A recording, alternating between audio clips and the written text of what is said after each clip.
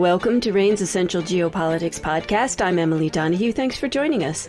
Every year, RANE publishes annual and quarterly geopolitical and threat forecasts. The 2022 second quarter includes the economic and geopolitical ricochet developments from Russia's invasion of Ukraine.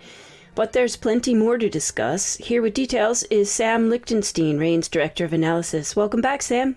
Hey, Emily. Thanks so much for having me. Before we dig into trends, can you tell me a little more about the forecasting process?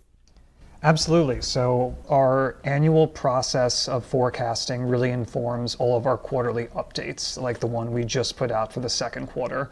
When we do our annual forecast, it really sets the tone for not only the issues that we're going to be looking really intently at, but also the key calls we're going to be making. So of course, in our quarterly forecast, we want to always go back and ground them in the annual forecast. What trends are we still monitoring closely? What calls are we on point for? What calls might we need to adjust? And then perhaps most importantly, what are the issues that we may have missed or may have undervalued so far?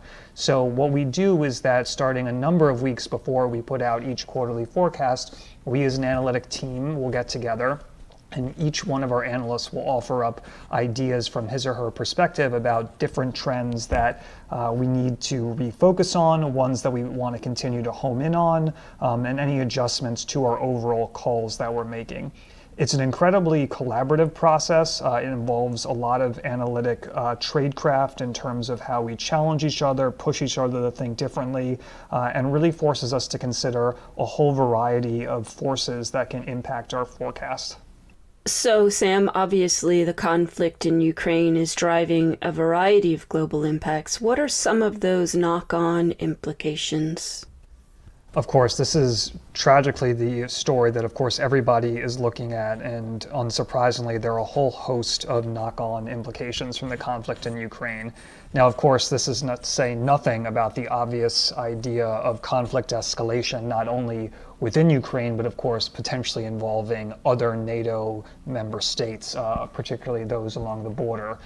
That being said, looking just beyond the immediate battlefield, there are a whole host of security implications that we're looking at. Some of the most obvious perhaps involves cyber conflict. It's been quite notable that in the West, at least, we haven't seen the sort of major escalatory Russian cyber attacks that a lot of analysts feared would accompany the invasion of Ukraine. And so that's still something that we're closely monitoring, the risk for Russian retaliation, not only against Western governments, but also private entities. And one of the particular trends that we're concerned about in the second quarter is that now that the most immediate operations militarily on the ground seem to be stalemating or in some cases changing and reversing in Ukraine's favor, the possibility that Russia may seek to leverage other capabilities like the cyber domain is growing. And particularly as Western countries continue to implement just new sanctions basically every day against Russia, the retaliatory capability and desire of Russian state actors and non-state threat actors is only going to increase. So this is definitely a threat that we're going to be monitoring very closely in the second quarter. Another major knock-on implication that really has global ramifications is what we're seeing the Ukraine conflict do to the prices for things like energy, food, other major necessities for people across the globe. I mean, it's been widely reported about, for instance, food price rises, energy price rises, and while all these things are certainly notable in the abstract, for average people in many parts of the planet, this is truly life and death in terms of the prices they're paying for some of these goods and commodities. And so the more we see prices spike for everyday goods like food and fuel, the more you're going to see social unrest in a variety of countries. And of course, in certain hotspots where there are already triggers for violence, be they already economic pressures, already a lot of anti-government sentiment, etc., the idea of even just a small increase in some of these prices could really stoke a lot of societal discord, bring people into the streets, and in particularly combustible places like, say, parts of the Middle East or North Africa, parts of Sub-Saharan Africa or South Asia. just on their own, some of these price increases could honestly see a huge amount of political pressure that could honestly involve the replacement of some governments legally and otherwise. And so that's a major trend that we're going to be closely monitoring as well in the second quarter. Sam, aside from Ukraine-related implications, what are some of the other security trends you are forecasting in the second quarter?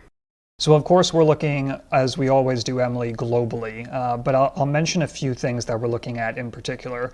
One is what we see coming out of Afghanistan. The typical fighting season in that country is reemerging now as the spring takes hold, better weather conditions, etc. And that's typically when we see a real uptick in the Taliban's fighting previously against the US-led coalition. Now, interestingly, though, of course, the Taliban is in power, and so what we're looking at is not so much the Taliban as a threat, but instead what we see from various insurgent groups that are against the Taliban, and also critically what we see from ISIS Khorasan province. That's the group's Afghanistan-based entity that is really led before the winter season, that really makes it harder to conduct attacks, really led a string of attacks against the Taliban, other members of society like religious minorities. And so what we're trying to see now is there another major uptick in ISKP activity that would signal a resurgence of the group? Or do we see the Taliban more able to effectively clamp down and prevent another resurgence of attacks? This not only has major implications for Afghanistan, but also a lot of knock-on regional effects. Just in the past few weeks, we've seen a number of ISIS-linked attacks in Pakistan.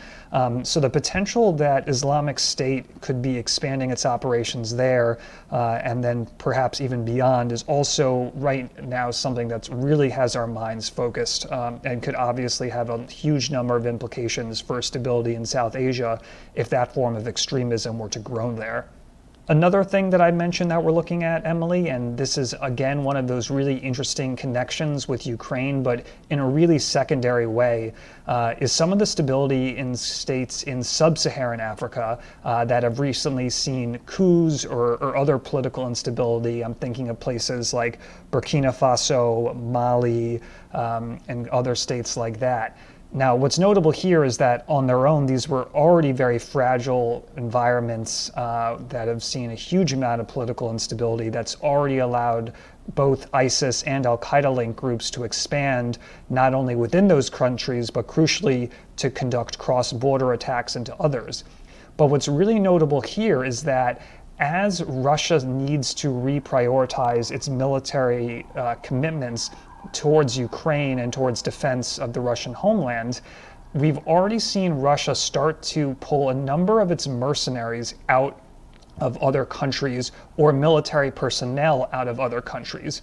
And for a number of African states that are highly reliant on either those Russian military personnel directly or the more at arm's length but still really important Russian military contractors from groups like Wagner Group, the potential that some of these could be recalled to Ukraine, Russia, Belarus, or other areas where Russia feels like it needs to shore up its military capability could really leave a void in some of these sub-Saharan African states that have been relying on Russians for some of their security. And the one in particular I'd mention is Mali. Now, this is a country that has not only been beset by political instability, but also where we've seen the French, who had previously been leading their own European-based military mission there to try to clamp down on insurgency.